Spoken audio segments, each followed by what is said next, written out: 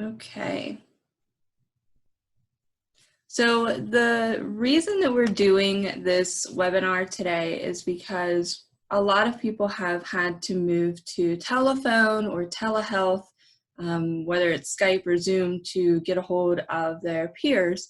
And we've had a lot of people say that it was confusing or that the peers haven't been doing well. So I've been talking to CPSs one by one, and I thought it would be really cool to put something together to be able to share to you guys so that you can take what I'm giving these individuals as well and maybe implement it into your services when you're doing things out in the field or whenever you're working from home and talking to peers on the telephone or through Skype.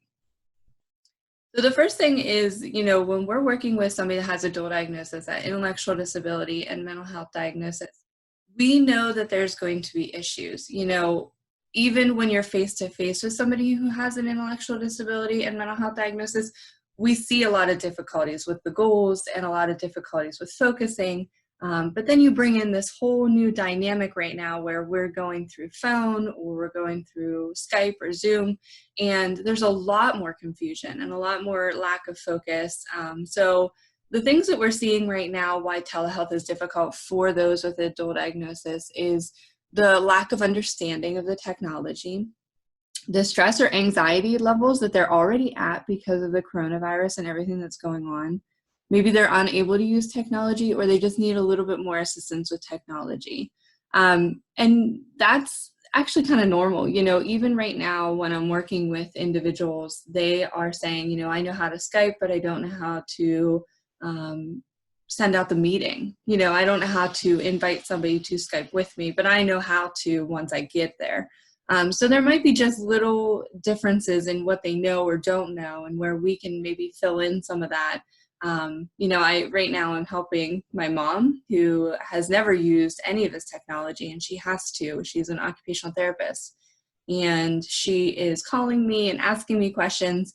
And while it can be kind of frustrating for her and myself, we're trying to figure it out over the phone together. So that is something that we would be able to do with our peers and still say that we're working with them, because we're trying to get them established into getting this telehealth set up.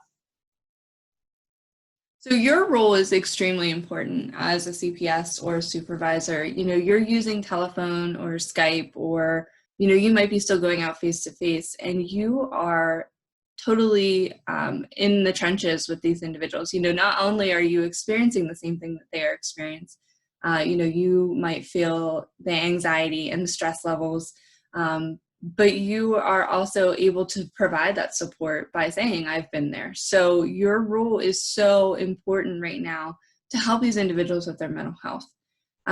Using telephone or Skype could increase helping your peers. And I will tell you that you're going to have probably more luck with a person that has a dual diagnosis with Skype if you can get them to that point. If you can get them to Skype with you, or to use some sort of face technology like Zoom or Skype to be able to see each other, you're going to have an easier time getting them to focus.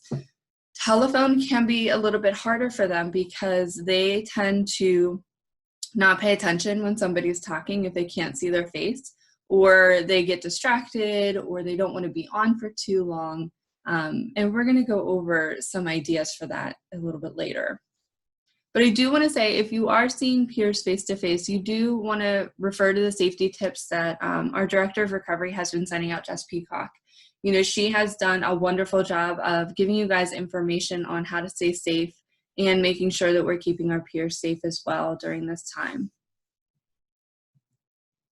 So we're going to be getting into tips. We're going to be talking about dual diagnosis, obviously the mental health and intellectual disability tips, but you could use these tips anywhere, and I do encourage you to do it.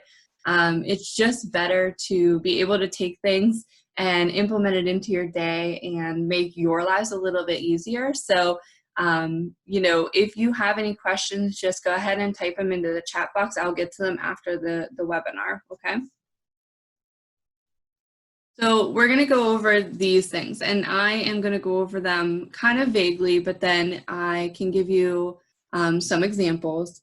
And then at the end of this, there's going to be a resource page where I'm going to give you resources or things or ideas to use whenever you're working out in the field. And then I'm also going to be sending you guys an email at the end of this training where it's going to have a Dropbox where you can go in and you can take worksheets and things that might be good for your peers and print them out and use them, or you can save them to your computer, you know, whichever is easier for you. So the first one we're going to go over is research. And it sounds like going back to school, you're going to be researching something and writing a paper. That's not really what I mean. What I mean by research is being prepared for the meeting. Before, whenever you would go out into the field and you would do face-to-face sessions, you know, you knew your peers, you knew what you'd be working on. This is a little bit different, right? So when we're working on telephone or telehealth, researching what we want to work on before we do that would be extremely helpful for you guys so that you're prepared. When you go into the meeting, you know what you're going to be talking about, you know some of the things that you're going to be working on, and then that way you're kind of in charge of like keeping to a schedule, you know, making sure that you're hitting what you need to, and it keeps that engagement up.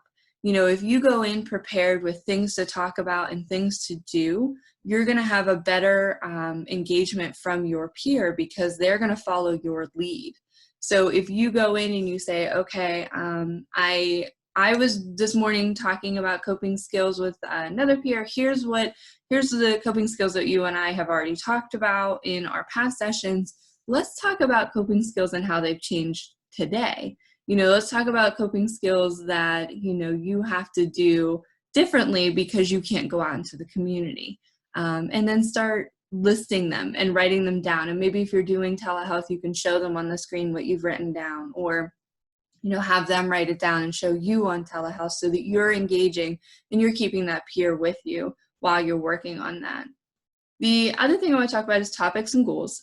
So everybody has goals that they're working on, which you guys already know. But now that we have a little bit more freedom at home, and when you're working on the telephone or when you're working on the computer, you can pull up their plan while you're talking to them, and you can get those specific goals out, and you can readdress those goals with them and keep trying to work towards it.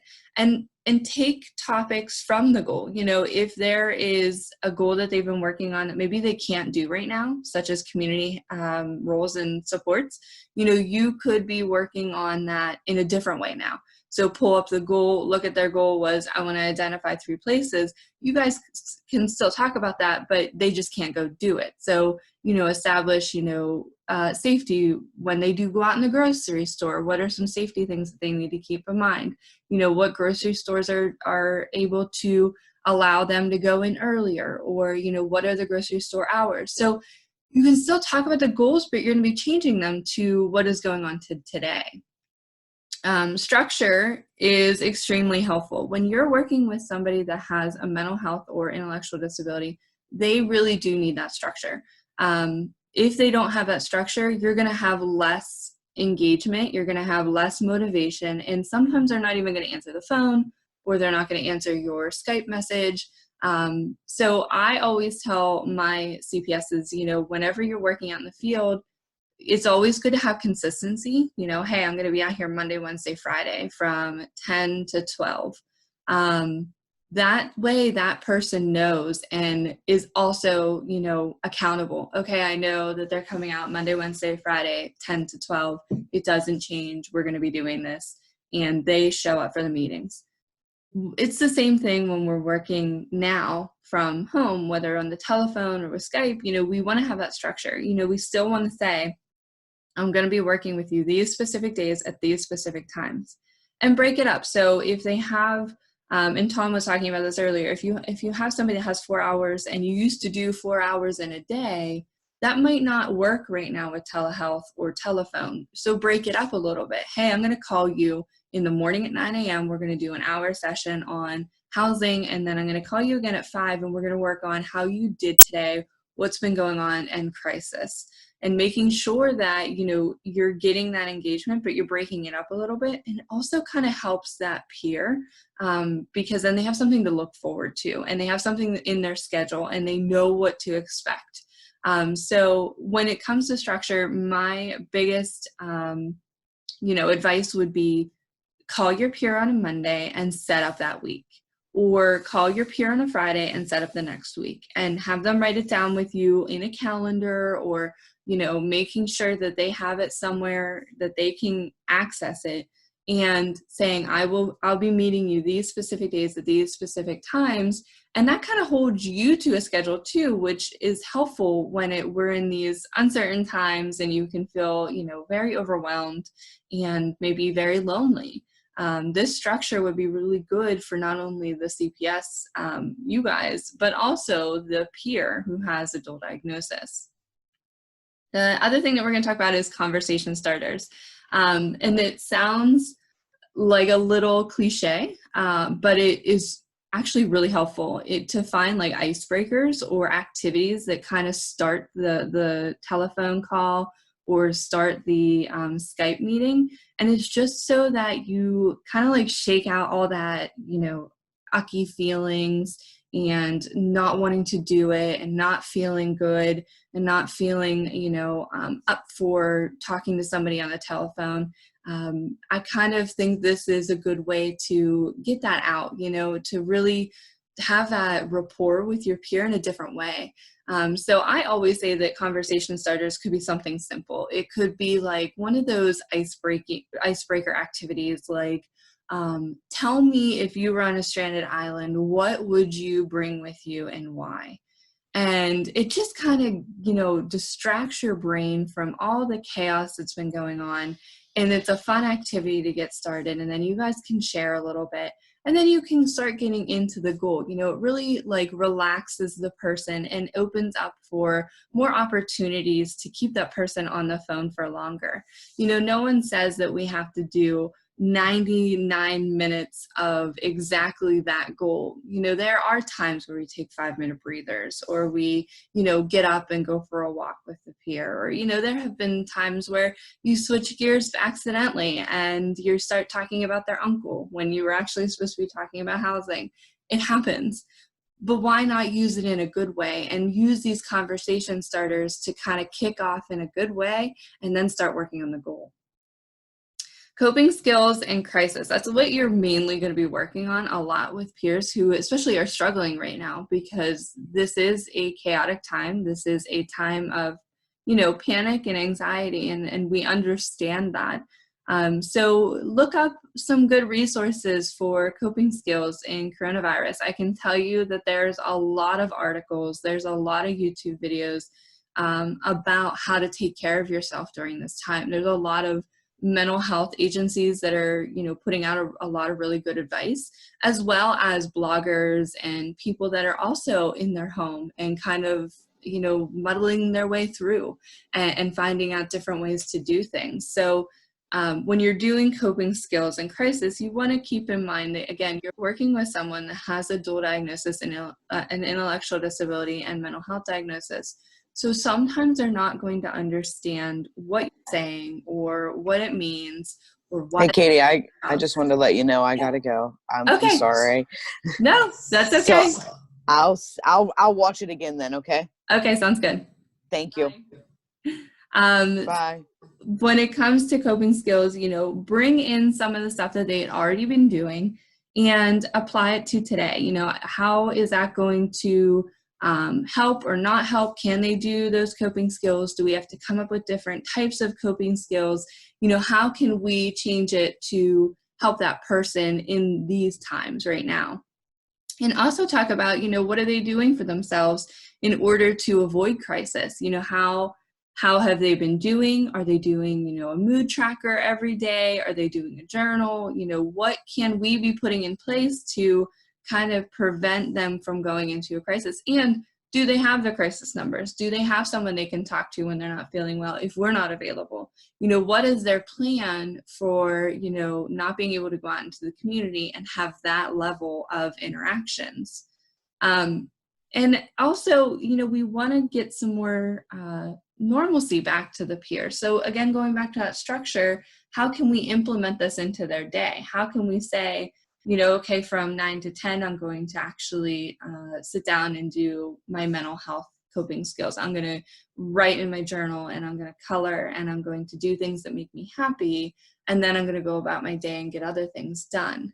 You know, and not every peer is going to be the same. Everybody's going to be a little bit different, and they're all going to have different coping skills. So, you know, being flexible and versatile with your peers is extremely helpful as well.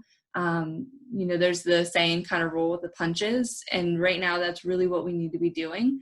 We need to kind of go with whatever is on their mind at the moment and help them address that. You know, I had an individual the other day on the phone with me, and she said, you know, I can't do anything for myself right now because I feel trapped. I can't go out of my home. I, you know, can't do anything. And I was like, listen, I get it. I feel the same way. You know, with my anxiety, it's really hard to get out, and it's really hard to not feel trapped right now. So I was giving her some of the things that I had been trying, you know, just going out. I asked her if she had like a stoop or a little deck or anything that she can go outside of her home and still kind of be in the vicinity of her home. And then I gave her some breathing exercises and some, you know, mindfulness tips. You know, pick out 5 things that you can see, 5 things that you can hear, 5 things that you can smell, and start going through your head and listing those as you're doing them outside. And she was like, oh my gosh, I've never even thought about that. And then I'm going to talk with her again next week, but I'm guessing she at least tried it, and maybe it'll work for her. Maybe it won't. You just don't know. But, you know, being able to say to your peers, like, I get it. This is a really hard time. And here's some stuff that maybe you could try. Who knows? The last thing that I'm going to talk about with tips is guardians and parents. So when you're working with someone with a dual diagnosis, intellectual disability or mental health, we usually have people that have guardians or parents involved, or maybe they live in like a nursing home or personal care home, and they have somebody kind of in charge or a staff member.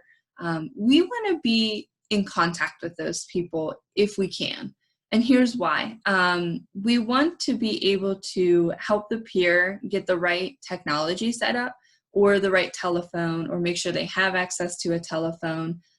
So if we can contact the guardians and parents and either explain Skype, or, you know, invite them to the Skype meeting to get the peer set up, or, you know, ask them if we can use their telephone, or try to get them a telephone. You know, maybe the guardians and parents have to, you know, either buy a telephone or use a safe link, or, you know, whatever we can do, that's really helpful. Because somebody that has a dual diagnosis might not have the capability of doing these things without somebody helping them.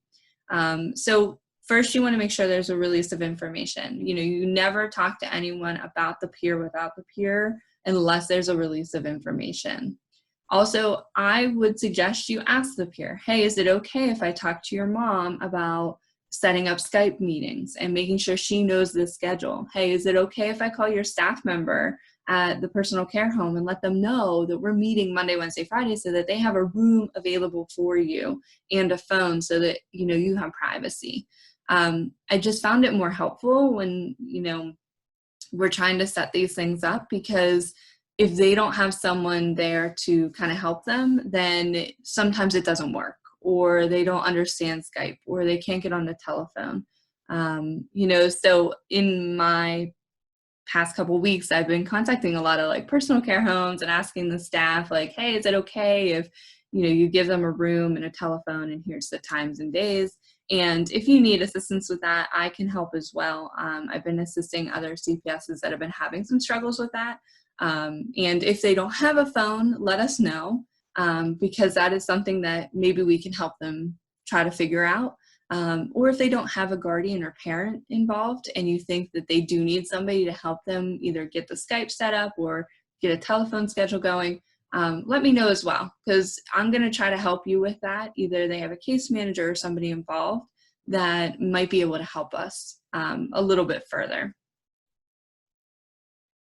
So here are the resources that I was talking about. Now, I took all of the resources that I've been using throughout the years of working here at PeerStar, as well as with the coronavirus, and, you know, trying to come up with new ideas on how to work with peers through telehealth. I've put them into different categories in this Dropbox file. And this is something that I will be emailing you guys out after the meeting, so you can go in and check it out. And then once you have access forever. And you get emailed whenever I add in new forms or take out any forms, so you know what's available. But I will tell you, the one thing I do want to check you out, or I want you to check out when you go to this Dropbox, is schedules.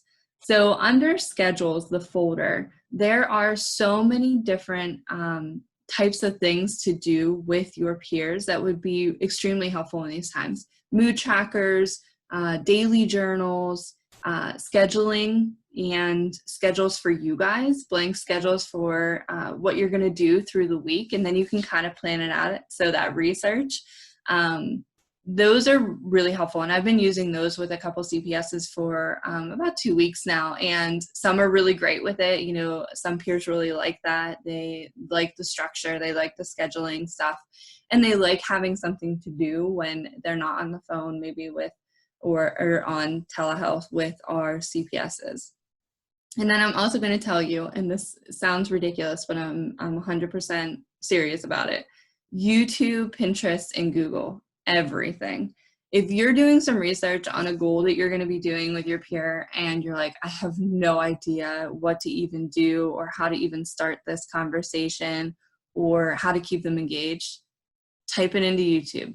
There's probably a video. Type it into Pinterest. There's probably articles and things that you can click on, and like tons of worksheets. Pinterest is great for worksheets if you want one. And then Google it. Google it like, hey, I'm not sure, maybe you're working on housing and right now you're not even sure if they can put an application into HUD or not right now.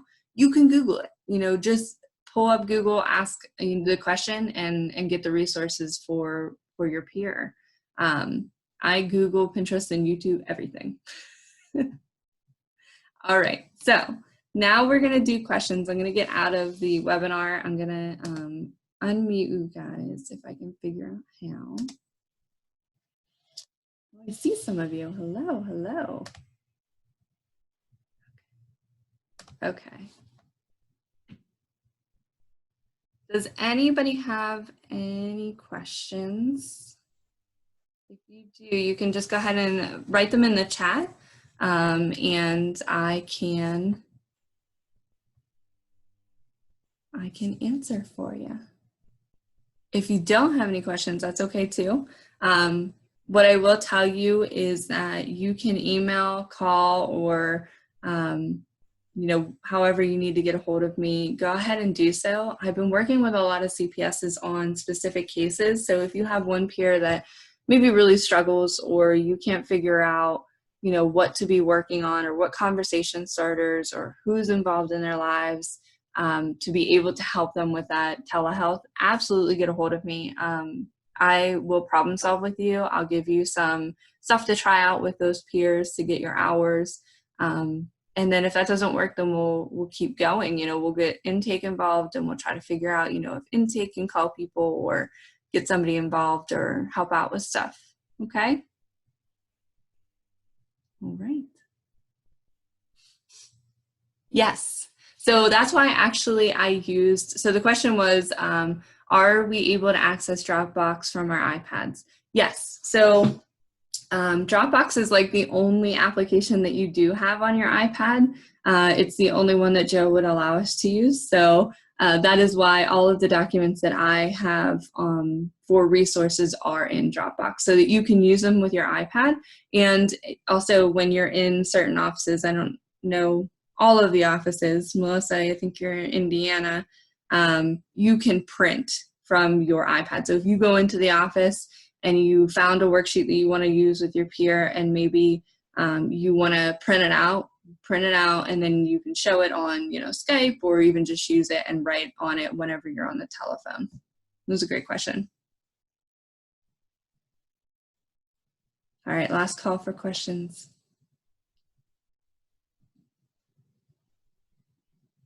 All right. Well, thank you so much for joining. Like I said, get a hold of me if you have any more questions or you need anything, okay? Bye. Thanks, Katie. Yeah. Thank you. You're welcome. Have a great day. You too. Thanks. Yep.